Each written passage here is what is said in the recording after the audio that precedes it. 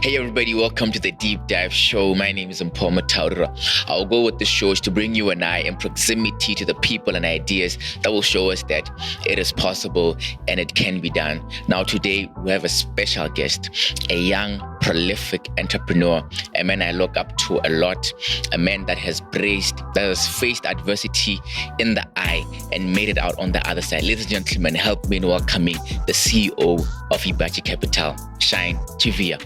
Welcome to the show, my brother. Thank you, my brother. Thank you for having me here. It's really an honor to be chatting with you today. Yeah. Thank you so much, sir. Yeah. And thank you for the beautiful things you are doing for SMEs, for business, what you're doing out there. Let's just kickstart it right here. Let's go straight into Ipachi. We'll talk about you and where you come from later on. Yeah. Give us the meaning of the word Ipachi and what you guys do. Yeah. Really, Ipachi is a Kalanga name, but it's a local Kalanga name and it means wallet. So we came up with Ipachi basically because we wanted to come up with meaning. When we provide our solution, we want them to have a cultural representation of what it is. When you give people an identity, when you make people to feel where they're part of something, that is really what we wanted to do. And it was just an inspiring word. And then we'll be like, you know what, let's go with Ipachi. Yeah. Beautiful. So what is it that you do? What does Ipachi do and how does it help? Yeah, so I'll start first by saying Ipachi Capital because I cannot talk about a product when I can't introduce what we do as a company. Yes. So Ipachi Capital is a financial technology startup. In short, it's fintech.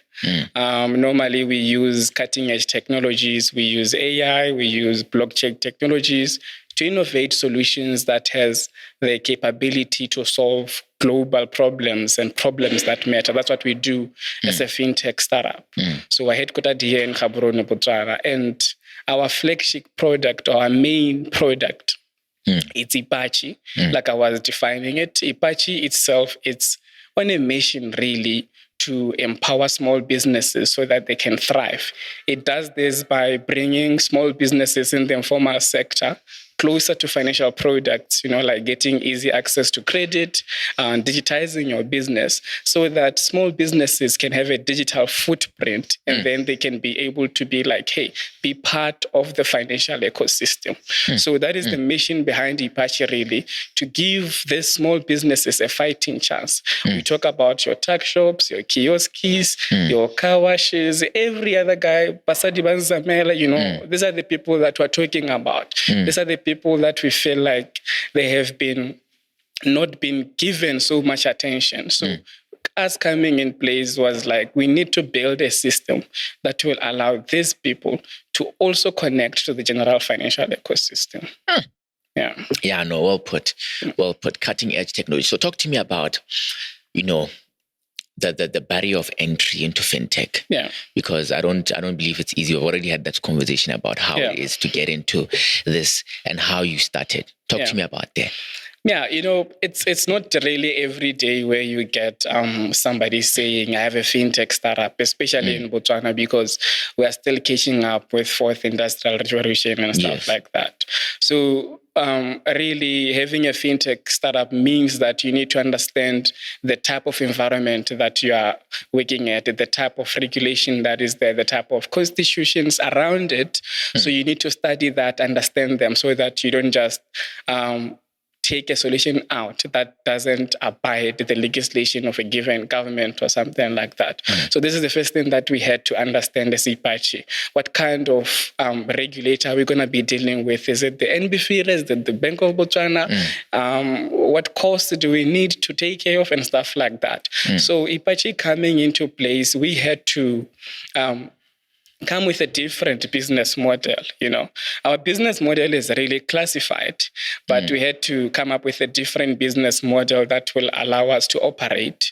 We rely mostly on partnerships because, as a fintech startups, we would have to partner with some banks so that they can underwrite for us. You have to partner with a certain player so that they can provide a certain element or certain feature, because it is really expensive firstly to comply in the financial services space. So once you design a business model that will allow you to start or to get into play. I mean, that's the first thing that we had to do. But it wasn't all easy. I mean, we had a fair share of our challenges when it came to the finances, because nobody is going to invest in something unless it has proven that it really works. True. Then, for you to be like, hey, my name is Shine, I'm doing a fintech, nobody will just automatically give you that trust because you are dealing with people's money, you are dealing with people's businesses, the data and stuff like that. So we had to go through all these processes and find an easier way to go around it. But I can say that since 2016 up until now, we have been building it up. And then we're at a stage where we are ready to go, after all what we have experienced in the past. So this is not, like you say, it's not every day where someone builds fintech. It's a business that has a very high barrier to entry. Look at all these compliance things. Other businesses you just start, and then these other things you learn as you go on the way. For most businesses, is about tax and just the legalities. But for yours, has even times 2 or times 10 of that. Now, talk to me about just your journey coming into the space, because I'm thinking, if I wanted to start something in fintech, how am I going to build enough trust for people to give me money when they don't even know me like that? How are we able to face that challenge, to work around that? Like I say, the first thing that when I got into the field itself, it's always about trust. It's always about loyalty. It's about all these key principles like integrity. You need to have them, because you're dealing with people. So I had first to master that. But I can say for me to get where I am, I had to fail at a certain point. There were times where I was not being honest with myself. There were times where I was not being honest with my team. There were times where, you have to do things in a way that is not acceptable.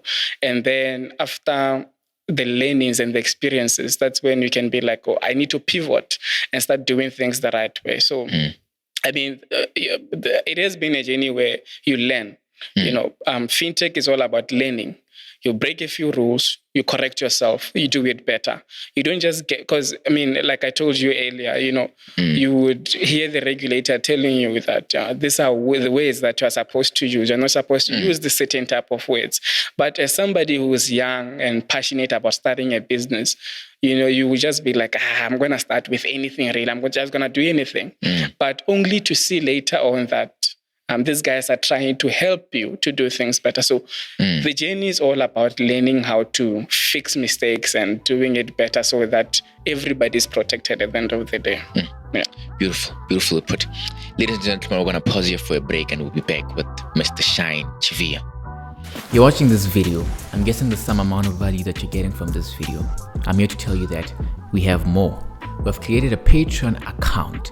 This is a monthly subscription-based model where you'll be investing as little as $5 a month to be able to support our work.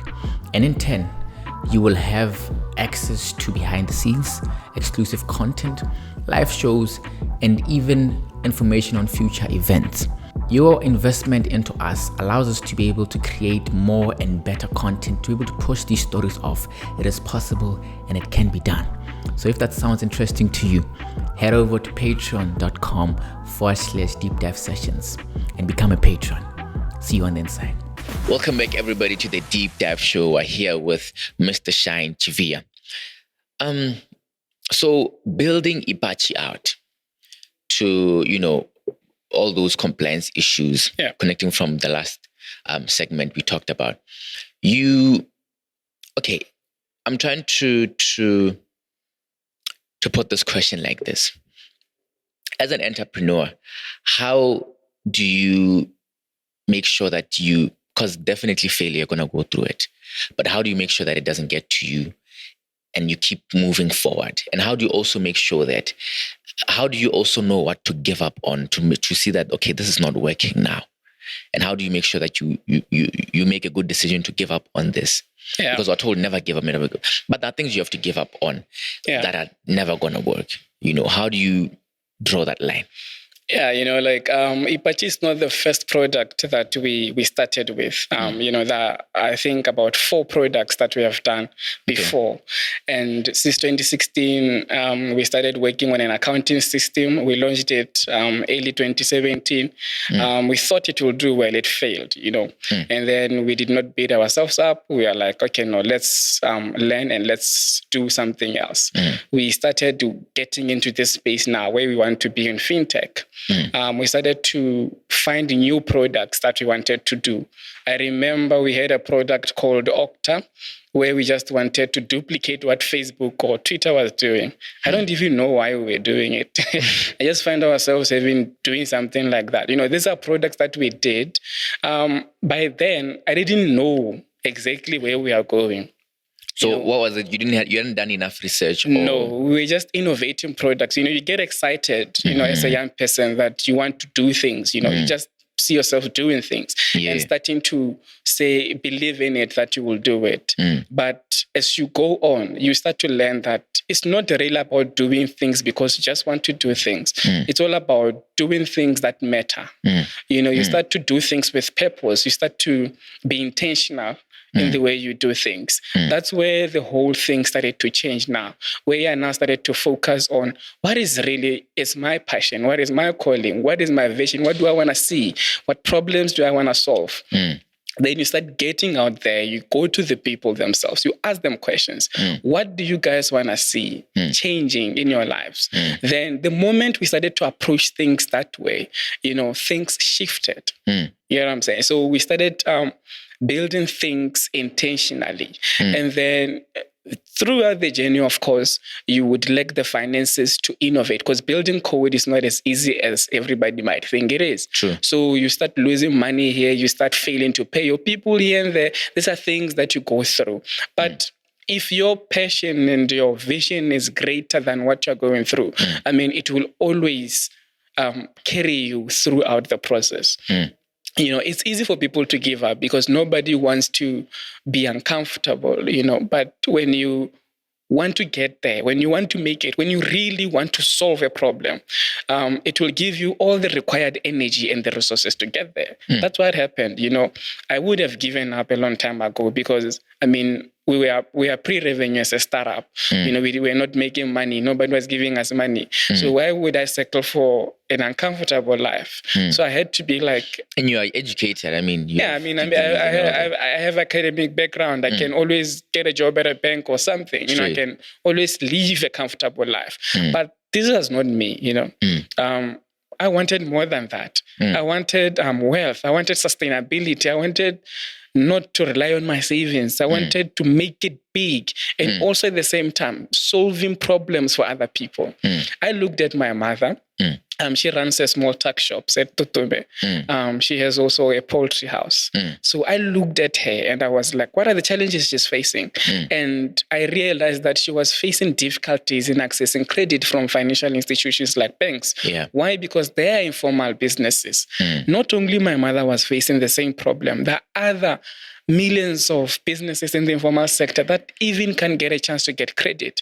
But you would agree with me that credit has the ability to build that modern economy. Definitely. So I was like, I need to solve a problem for my mother and also solve a problem for other millions of businesses in the informal sector. So it became personal now. When something is personal to you, you do it, no matter the odds. So we ended up having the energy to go through all these depression phases, the suicidal phases, because it gets to you mentally. It gets to you mentally, especially when you feel like, I can't afford to do this. You start doing other things, but that's what we did.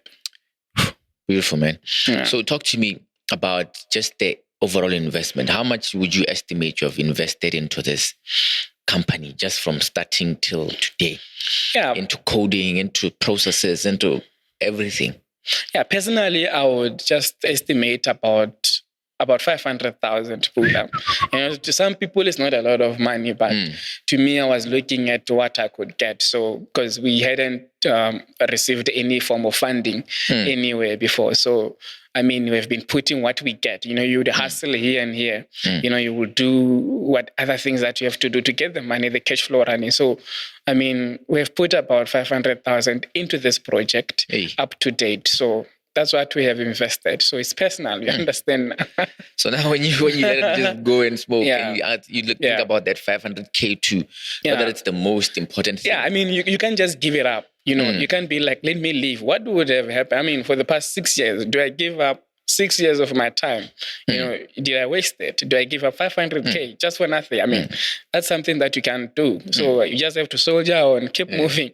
So that's it. You should have made a wedding 3 years back.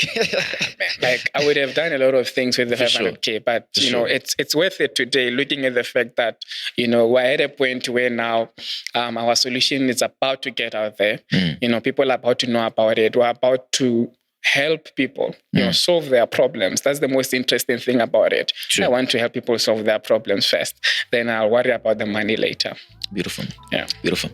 We're going to pause here for a break. We'll be back with Shine Chivia.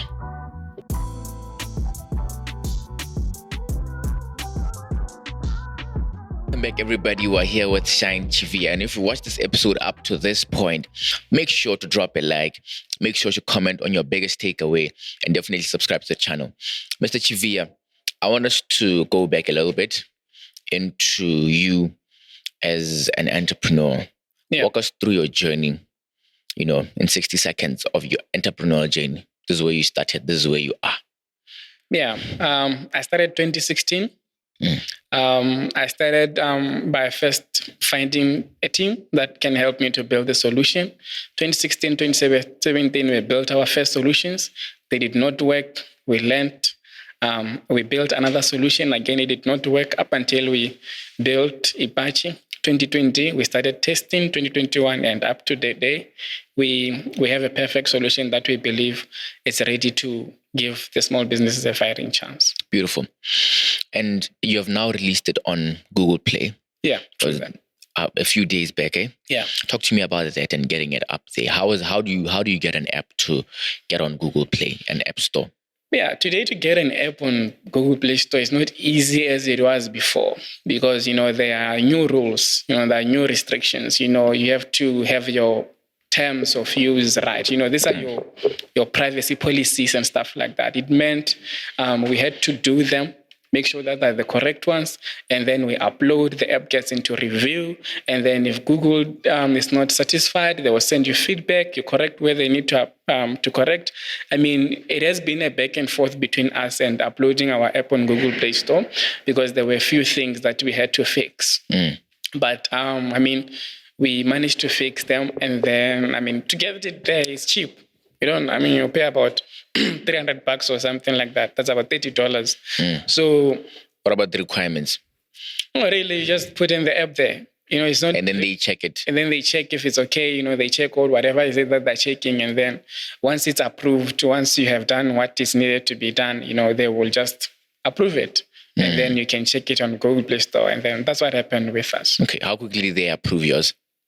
It depends on what you have done. If you have done everything like your terms of use, your privacy policies, your app is fine here and there. If you have done everything, you have ticked all the boxes. It'd take maybe 3 days to have it. Yeah. Okay. So moving with Ipachi, right? You are building the solution that's helping so many small businesses. Yeah. I think we talked about this in the break. Yeah.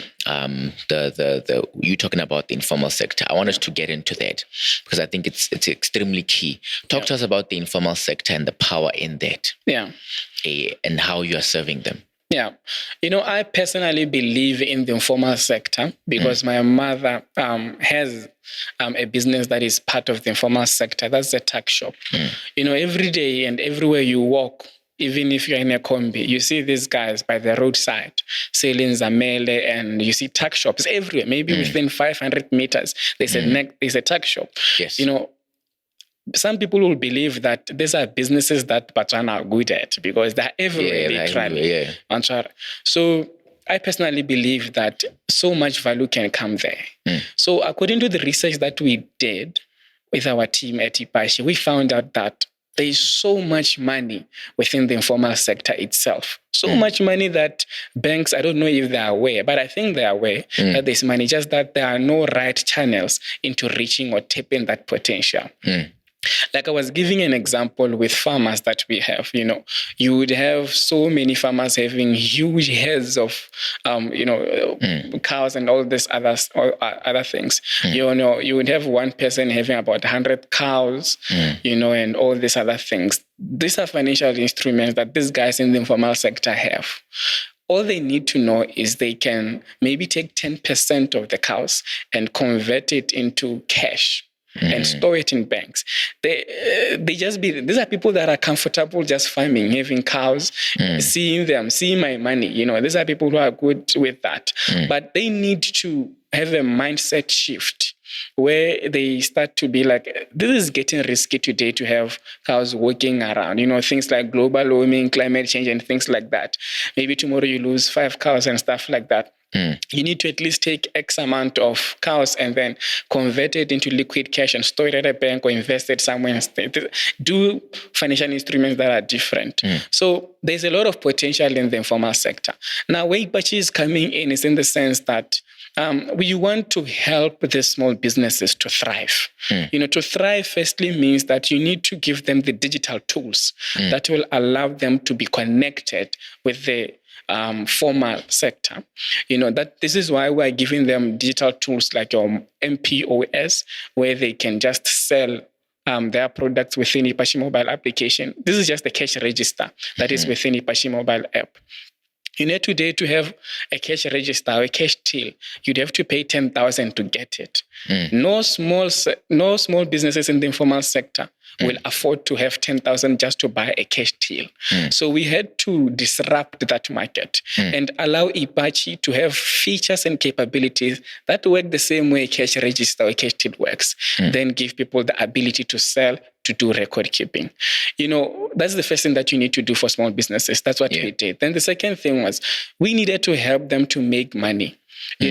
Empowerment is not only by giving you a mobile app to use. It's always about also helping you to make an extra money. This is why we have features like sell prepaid, where we allow these guys to sell your electricities and your airtimes for Mascom or Oranges. Currently, you would have to buy a device that will cost you about 2,000 or 2,500 for you to sell prepaid services. But because of Ipachi, the Kazan thing. But because of Ipachi, you don't have to pay 2,500 to have that ability. We have put it already in the app itself. Instantly, when you download the app, you can start selling electricity. You see, that's how affordable it is. That is how cheap it is. So we first empower them by giving them the digital tool. Secondly, by enabling them to make an extra money. And thirdly, by allowing them to have reports within Ipachi that can connect them to financial products such as credit. I told you about it that for a business to grow, it needs to be boosted financially. Yes. At a certain point in time, you need money for inventory in your tuck shop, maybe to buy a new combi, or something else. So for you to get credit as a small business in the informal sector, no bank is crazy enough to give you that because you're not the target market. Secondly, you don't have the quality of financial reports that are needed. So where Ipachi is coming in is becoming a platform that uses AI to generate these reports so that these guys here, the informal sector, they can be connected with banks and banks can feel safe to give money to these businesses because they need the money to reach their dreams as well. So that's where we are coming in. So that's how much we believe in the informal sector. Beautiful. Yeah. Beautiful. Now you touched on something that I want us to go into. Yeah. About the a lot of these people in the informal sector packing their wealth in cows. Yeah. In that. This is something I've been thinking about. Yeah. Ilowani, because I think, I may be wrong, but I think a lot of this traditional farming, it makes a lot of losses because you'll find a lot of us have cows and these cows keep increasing year after year, meaning the cost of having them there is increasing. Yeah. Every year, but we don't sell them. We don't but they keep increasing hela yalo. How can we be able to set these things up just as an entrepreneur to people, a lot of these families that have a lot of cows, but they're not, I don't know, man. Yeah, like I said, it's an issue of mindset shift. These are we're talking about our grandfathers here. These are the ones by they believe in having you have wealth in that form. So it's difficult today to tell him that I need you to sell this and have liquid cash, because they believe that they'll be losing so much. I mean, it's mentality, it's culture. When you go back maybe a few years, you would understand that having cattle in huge numbers, you were considered one of the wealthy men in our cultural community. Definitely. So they still have that element. So today, even today, maybe today, but we have to get to a point where mindset shift is key, such that we allow these guys to realize that things, like I say, like climate change, things are changing. It's no longer profitable to keep cows in huge numbers. Right? You need to consider other financial instruments that will allow you to reduce the risk. Yes. So I believe that if I have 100 cows, maybe I can sell 40 of those 100. And I think I can take the money I get there and invest in stock or invest somewhere. This is the type of educational marketing that people need to start doing so that these people can change. But you need to understand that to change your mindset or to change their mindset, it's going to take time. Maybe 20, 30 years for them to start believing that, today is not profitable for me to keep huge numbers of cows. So that's what I think. Well put. Well put.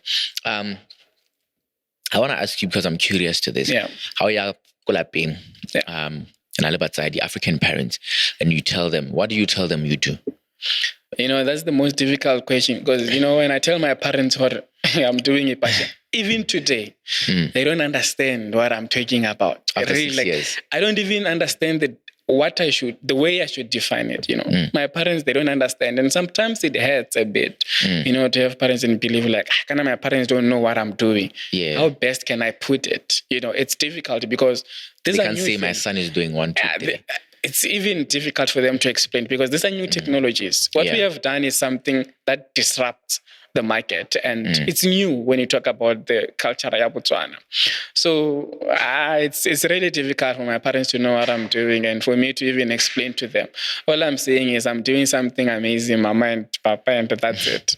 That's what they need to understand. Then you just show them. Yeah, but because of cultural issues, they will be like, they always believe that we are wasting time. They always believe that maybe we're not doing maybe or things like that, because what they want to see is they need to see maybe waking. That's the mentality that we have today. They are not used to seeing what the entrepreneurs. Entrepreneurship is still new today, so we're just getting vested into it. Beautiful, man. You talked about your struggles with mental health, because this is tough, man. How were you able to walk through that? Tell us your story, what happened, and how were you able to get from underneath to up? And how do you also keep showing up for yourself? That as an entrepreneur. I hear people talk about giving up. People talk about giving up just for the sake of talking about giving up. Now, personally, it has been quite an experience, because there were times where I would go home, like from Gaps to Totombe, where I would just go and cry. I'm like at this age, some people won't believe it. As a man. As a man, and you'll be like, I'm a man. Why am I crying as a man? So it's embarrassing. I would cry before my parents when they're seated here and be like, Kana is tough. Because 1, I don't have the finances, and then 2, they don't have the muscle to financially boost me up. You get what I'm saying? So it's tough. So sometimes your hands are tied, their hands are tied. If they're tied, and there's no way you can get money. So there were times where I would do that. This year, I think I went home twice. I went home twice. I've cried twice this year because it was tough. So when I'm alone, because I stay alone, there are times where I feel like things are not moving the same way I want them to move, at the same speed that I want them to move. Debts are meeting up with me, but income is not coming. Why is our project taking so much time? There are times where I feel frustrated and I get so angry at myself. What if I've made a mistake? There are times like that. There are times where I feel like I could just, sleep. Yeah. And not wake up. I mean, if you're an entrepreneur, these are things that will happen to you. Sometimes you'll be like, why am I not just sleeping? What is happening? Sometimes you lose your spirituality part of it. You don't even believe there's a God or anything like that. There are things like that. It's mentally challenging. It's mentally demanding. There's nobody to talk to. And you have to be on every day. Customers have to ask you for this and you have to smile to them. At the back of your head, you're going through all these things and there's nobody to listen to you, and it's really something else. But all I can say is you just have to be strong, because like I said, if your vision and your passion are bigger enough, they will give you the energy required to keep moving. So today I might not express it, but I'm happy for what we have done. I know that I'm about to tap into it. I'm about to tap into something else. You see the future. I no longer talk about what I want to be. I see it today happening. So I'm glad I did not give up. I'm glad I overcame the obstacles that I faced. So, but tell her the issue of mental stability. You become insane during the process. That's the reality of it. Yeah. Beautiful, man. Now, as an entrepreneur, when you are starting out, because this journey is tough. Yeah. Especially as it relates to finances, capital. Yeah. Because this is the lifeblood of any business. Yeah. You can either go debt or give away equity. Yeah. How did you do it in your own experience? Yeah. And how today, looking back today, what would be the best thing you would have done, setting yourself up like that? Yeah. And just for businesses generally. Yeah, the first thing you would have to know is there's no right formula or there's no right way of doing things. You just have to do what works for you. I've tried many ways. I've went the debt route. I've went the equity route. I've done that. The debt route is good because, it's also giving you money. But if you don't use the money for the purpose that it was intended for, you end up finding yourself in a position where it's depressing because you have a lot of debt and you have not delivered whatever you have wanted to deliver. I've done that before and I've closed a few of those. The equity route, of course, you would give a smaller portion of your business to people in exchange of money for or their investment. I've done that as well for my company. Sometimes I would buy back what I've given out. I'll give you 10% and then after a year I'll buy it back from you. So it has a clause inside. Yeah, there's a clause where you have to buy it back and things like that. So there are times where I've done that. So how you raise money as a startup, really, it depends because when you talk about family and friends, that people will be like, find family and friends to invest in you. People talk theories, a lot of them. It doesn't work, man. Today, a lot of us, Modi family, people are rutan, True. You won't even speak to your cousins and stuff like that. How then do they invest in you? So it's kind of like, it's just a lie. Family will invest in you. I don't know. It depends. Your friends as well, they can rather see you like suffering than really helping you. So these are things that I've seen myself. But it really depends. Like I say, some people will have friends that are willing to invest in their businesses or family members that are willing to put down money into their businesses. Whatever works for you, you have to take it. There are also institutions, man, like Botswana Innovation Fund, your NDBs and all these other guys that have angel investing. You can always find somebody who believes in you, like an angel investor, and then they can put in maybe 100K or whatever amount of money you want, and then give them equity, and then boom, start whatever you do. It just depends on what works for you. Now, tell me about the education of, especially in your sector. Intellectual property, patents, copyrights, trademarks. How well should we know these? Not just in your sector, but in just business in general. IP, it's what, when you talk about venture capitalists, what they invest in a lot is the IP. They don't literally invest in like you or anything like that. They just want to understand the originality and the novel of the product itself. Yes. These are things that to us, really Botswana, or a lot of founders in Botswana, we are new to these IP things. We really don't understand what is it that we are to protect, how to build the architectural structure of building a patent. It's not as easy as you think. Yeah. And it's really not difficult as you think. You just have to know what you have to do in order to maybe visit SIPA, to do your trademarks, your copyrights. There are institutions like SID and BIH that can help you to get into that process and do it. But I can say that these are important things that you have to do, because even when, as an accountant, when you do your balance sheet, you have to value your intellectual property. How much is the value? It means, you need to know it. What is it? Do you have a patent? And a patent for what? So a lot of startups don't have patents, really. And it's just showing you of how bad we are as entrepreneurs. That's the truth. We really don't have patents because we're not serious about having these IP things and stuff like that. But when you go to other economies like Europe or what, you would find out that they focus on building patents, owning technologies, owning inventions and innovations. In Botswana, there are a few, because we just do cut, copy, and paste. We don't want to innovate something that we can own. But these are important things that we have to have in our businesses. Beautiful, man. Before I ask my last question, there's been a lot of talk about hackathons. Yeah. Because you're in the space, you're a man that can code, in terms of how, these big institutions exploit these coders to help them solve solutions, but they don't give them much. What do you think? What are your thoughts on that? I wouldn't. Okay, at a certain point, I felt like maybe it's exploitation. Why am I getting 70,000 to do a solution for that? This is just an entry. But when I continue to do more R&D on that matter, I realized that it's not only 70K. You can just get 70K and later get the contract to fully develop the solution. Maybe they'll give you 300K or something like that. But I wouldn't say this is exploitation or this is small money. It's not in relation to the level of a coder or a programmer I am and stuff like that. Really, how smart do you have to be? We should just take what comes our way. This is an opportunity.